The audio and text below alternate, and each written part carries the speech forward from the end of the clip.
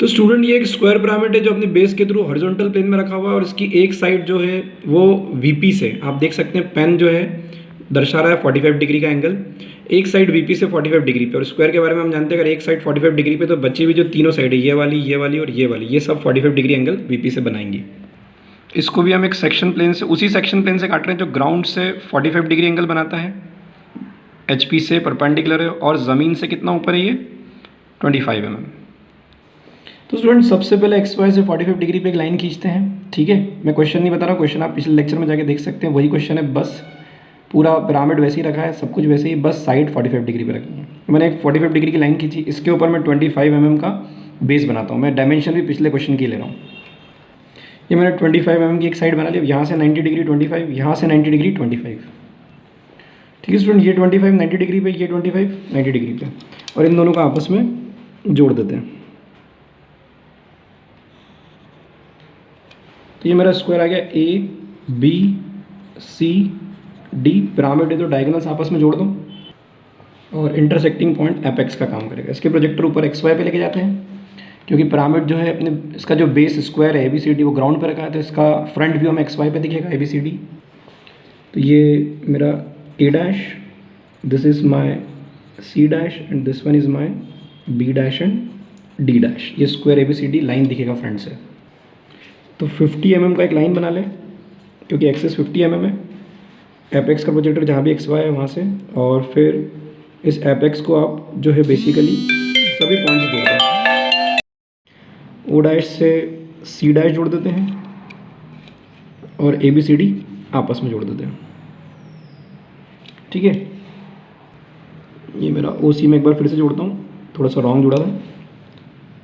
हमारा section plane जो ground से 25 mm ऊपर एक्सिस से पास हो रहा है, तो मैं ग्राउंड से 25 mm ऊपर एक्सिस पे एक पॉइंट मार्क कर लेता हूँ।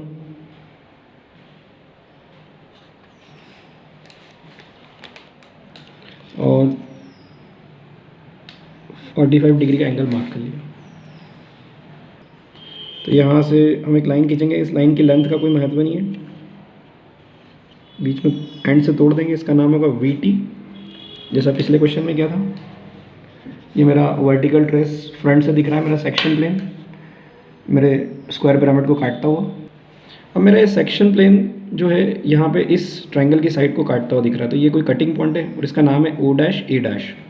ओ से एक स्लांट एज, मतलब इस स्लांट एज को जहाँ काट रहा है उसको मैंने 1 डैश नाम दे दिया। फिर मैं आगे बढ़ता हूँ, ये काट रहा है, ये एक्सिस नहीं है, ये ओ डैश से बी डैश है, ये यहाँ पे काट रहा है, तो ओ बी भी एक स्लांट एज है, तो मैं इसको एक नाम दे देता हूँ 2 डैश। फिर इसी का एक और नाम है ओ डैश डी डैश, ओ से डी एक स्लांट एज है, तो ये यहाँ भी फ्रंट व्यू में इसको भी यहीं काटते हुए दिख रहा है, ओ डी को जहाँ पे ओ बी को काट रहा है, तो इसके लिए नाम दिया 4 डैश। फिर आगे बढ़ता हूँ, यहाँ पे एक और लाइन कट है जिसका नाम है ओ डैश सी डैश, ये भी एक स्लांट एज है और यहाँ पे काटता हुआ दिख रहा है, इसको नाम दिया 3 डैश।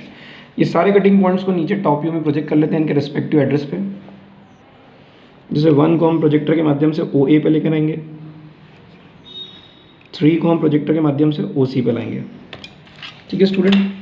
तो यहाँ पे this is my 1 point on O A and this is my 3 point on O C. अब प्रॉब्लम देखिए क्या आएगी, पिछले क्वेश्चन और इस क्वेश्चन में एक बहुत बेसिक अंतर है। जब मैं ये 3 डैश और 4 डैश का प्रोजेक्टर लाता हूँ तो 3 का प्रोजेक्टर नीचे किस पे आना चाहिए, ओ सी पे।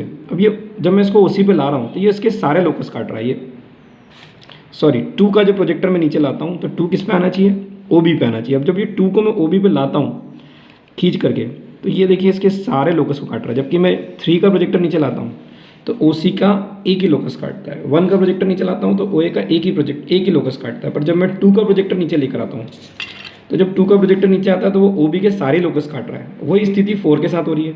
4 का एड्रेस क्या है, ओ डी, तो 4 डैश का जब प्रोजेक्टर नीचे आता है ओ डी के लिए तो वो उसके सारे लोकस काट रहा है। तो स्टूडेंट जब आप इस तरह की समस्या में फंसें तो आपको एक ही काम करना है, जब आपके सारे लोकस कट रहे हों, एक लोकस नहीं कट रहा हो तो आपको एक काम करना है, ये जो कटिंग पॉइंट्स हैं जो नीचे नहीं जा पा रहे हैं इनको शिफ्ट कर देना है दूसरी स्लांटेज पे, ओ बी और ओ डी की जगह दूसरी स्लांटेज पे शिफ्ट करना है। तो मैं इनको शिफ्ट कर देता हूँ ओ सी पर। अब एक जिस स्लांटेज पे आप शिफ्ट करें उसकी एक कैरेक्टरिस्टिक होना चाहिए, वह स्लांटेज आप जिस पे शिफ्ट कर रहे हैं कटिंग पॉइंट्स को, जैसे ओ डैश सी डैश, तो वो टॉप व्यू में उसका एक्स वाई से पैरेलल होना ज़रूरी है।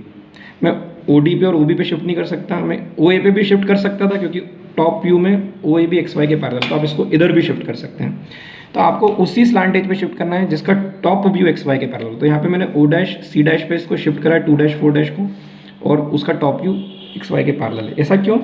अगर आपने line incline to one plane parallel to other में देखा हो तो ये एक लाइन है ओ सी, इसका टॉप व्यू अगर एक्स वाई के पैरेलल है तो ओ सी का फ्रंट व्यू ट्रू लेंथ दिख रहा है, मतलब इसको ट्रू लेंथ पे शिफ्ट करना है। और ये कैसे पता लगेगा कि जिस स्लैंट एज में मैं शिफ्ट कर रहा हूँ वो ट्रू लेंथ है? वो पता लगेगा कि उसका टॉप व्यू एक्स वाई के पैरेलल है कि नहीं। तो इसका टॉप व्यू एक्स वाई के पैरेलल मतलब ये ट्रू लेंथ है। आप ओ ए पे भी कर सकते हैं। अब यहाँ से मैं इसको प्रोजेक्टर से नीचे लाता हूँ ओ सी पे, ये 2 और 4 को मैं अब कहाँ पे शिफ्ट कर रहा हूँ? तो यहाँ पे अब मैं रेड पेन से शो कर देता हूँ जिससे कि आपको दिख जाए। ये मेरा पॉइंट ये वाला है बेसिकली जो शिफ्ट हुआ है। तो ये मैंने जो मेरा जो ये वाला पॉइंट है 2 डैश 4 डैश जो यहाँ पे था, और यहाँ से मैं इसको यहाँ लेकर आया हूँ। तो अपने राउंडर पे ओ से उतनी रेडियस ले ली मैंने, ठीक है। और क्योंकि इनका ओरिजिनल एड्रेस ओ डी और ओ बी है तो मैंने ओ पे रख के एक आर्क ओ डी पे काटा और दूसरा आर्क मैंने ओ बी पे काटा। और रेडियस कितनी होगी? सॉरी, मेरा आर्क थोड़ा ऊपर कट गया, ध्यान चूक गया था। एक ऊपर ओ डी पे काटा और एक नीचे ओ बी पे काटा। और रेडियस कितनी है? ये नए कटिंग पॉइंट्स जो मैंने ओ सी पे शिफ्ट करा है, पर इनका ओरिजिनल एड्रेस ओ डी और ओ बी है। तो यहाँ पे मैं इनका नाम दे देता हूँ।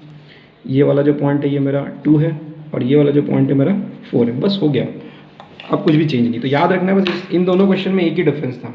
यहाँ पे सभी कटिंग पॉइंट के प्रोजेक्टर एक ही लोकस काट रहे थे, यहाँ पे सिर्फ 2 के एक लोकस काट रहे थे। पर बचा हुआ जो 2 पॉइंट थे इनके प्रोजेक्टर नीचे आ रहे थे तो स्लांट एज के सभी लोकस काट रहे थे। तो ऐसी स्थिति में आपको शिफ्ट कर देना है कटिंग पॉइंट्स को उस स्लांट एज पे जो ट्रू लेंथ हो। ट्रू लेंथ का कैसे पता लगाएंगे? तो जो भी स्लांट एज पे आप शिफ्ट कर रहे हो उसका टॉप व्यू एक्स वाई के पैरेलल होना चाहिए। तो 1 2 3 4 आपस में जोड़ देते हैं। तो 1 2 3 4 आपस में जोड़ दिया और इसको मैं हैचिंग कर दूंगा 45 डिग्री पे, एक्स वाई से 45 डिग्री की लाइन से हैचिंग करता हूँ।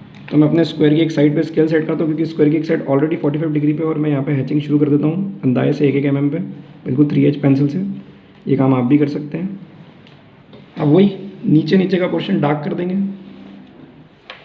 तो A डैश 1 डैश डार्क करा है तो इधर से A1 डार्क करेंगे, B डैश 2 डैश तो इधर से B2, D डैश 4 डैश तो इधर से D4, C डैश 3 डैश तो इधर से C3, और ABCD आपस में तो ABCD कर देते हैं डार्क टॉप व्यू में भी। तो ये टॉप से आपको कटा हुआ पिरामिड दिख रहा है, स्क्वायर पिरामिड, और ये वो सरफेस है जो कटने के बाद दिख रही है, ये वाली सरफेस। पर हम जानते हैं कि जब मैं इसको ऊपर से देखूंगा तो ये सरफेस जो है ये इंक्लाइंड HP से, तो यहाँ पे इसका जो ऑर्थोग्राफिक प्रोजेक्शन दिख रहा है वो ट्रू शेप नहीं दिख रहा है ना। तो हमें क्या करना पड़ेगा ट्रू शेप बनाने के लिए? VT के परपेंडिकुलर एक लाइन, VT से पैरेलल एक लाइन खींचेंगे X1 Y1। ये VT से कितना भी दूर आके एक लाइन खींचते हैं X1 Y1, कितनी भी बड़ी X1 Y1, और 1 से 90 डिग्री, 2 4 से 90 डिग्री और 3 से 90 डिग्री पे प्रोजेक्टर डालते हैं। 90 डिग्री एंगल पहले ही मार्क कर लिया है। ये X1 Y1 तक 1 का प्रोजेक्टर लाता हूँ। अब मेरा एक बार सेट हो गया तो बार बार 90 डिग्री सेट करने की जरूरत नहीं है। 2 4 का प्रोजेक्टर XY तक लाता हूँ, 3 डैश का प्रोजेक्टर XY तक लाता हूँ। अब मैं देखता हूँ मेरा जो पॉइंट 1 है वो XY से कितना दूर है, राउंडर से मेजरमेंट लेता हूँ, और 1 डैश का प्रोजेक्टर जहाँ भी X1 Y1 को इंटरसेक्ट कर रहा है वहाँ पर राउंडर रख के एक आर्क खींच लेता हूँ, और इस 1 डैश के प्रोजेक्टर को उस आर्क तक लेके जाता हूँ। तो जहाँ भी पहुँचेगा ये मेरा कौन सा पॉइंट आ जाएगा? This is my 1 dash. फिर मैं देखता हूँ कि XY से पॉइंट 2 कितना दूर है, अपने राउंडर पर उतना डिस्टेंस लेता हूँ, और 2 डैश का प्रोजेक्टर जहाँ भी नई X1 Y1 पे आया है वहाँ पे राउंडर रख के एक आर्क स्ट्राइक करता हूँ, और 2 डैश के प्रोजेक्टर को या XY से या 2 डैश से उस पॉइंट तक पहुँचा देता हूँ। तो जहाँ भी इंटरसेक्ट करेगा मेरे पास पॉइंट आ जाएगा 2 डैश। इसी तरीके से 3 डैश 4 डैश के साथ करेंगे। तो मैंने मेजरमेंट लिया, पॉइंट 4 मेरा XY से कितना दूर है राउंडर पे ले लिया, और 4 डैश का प्रोजेक्टर भी वही है जो 2 डैश का है, और ये X1 Y1 पे जहाँ मिल रहा है वहाँ पे रख के एक आर्क स्ट्राइक कर देता हूँ। जहाँ पे भी आर्क आएगा वो मेरा पॉइंट हो जाएगा 4 डैश। फिर मैं XY से मेरा पॉइंट 3 कितना दूर है वो मेजरमेंट राउंडर पे लेता हूँ, और मेरा 3 डैश का प्रोजेक्टर जहाँ भी X1 Y1 को इंटरसेक्ट कर रहा है वहाँ पे राउंडर रख के एक आर्क लगा देता हूँ, और 3 डैश के प्रोजेक्टर को मैं वहाँ उस आर्क तक पहुँचा देता हूँ। तो जहाँ भी पहुँचेगा ये हमारा पॉइंट हो जाएगा 3 dash. 1 dash 2 dash 3 dash 4 dash आपस में जोड़ दें और आपस में जोड़ के हैचिंग कर दें। तो ये हमारा true shape of the section आ गया। ये जो सेक्शन टॉप से ट्रू नहीं दिख रहा था ये अब हमारा ट्रू दिख रहा है। तो ठीक है स्टूडेंट, समझ में आया? दोनों क्वेश्चन में आपको अंतर समझ में आ गया होगा। देखने में बिल्कुल सेम थे पर जरा सा साइड का ओरिएंटेशन क्या बदला, तो ये 2 पॉइंट नीचे इंटरसेक्ट नहीं कर पा रहे, तो ऐसी स्थिति में इनको शिफ्ट करना पड़ा। Thank you so much.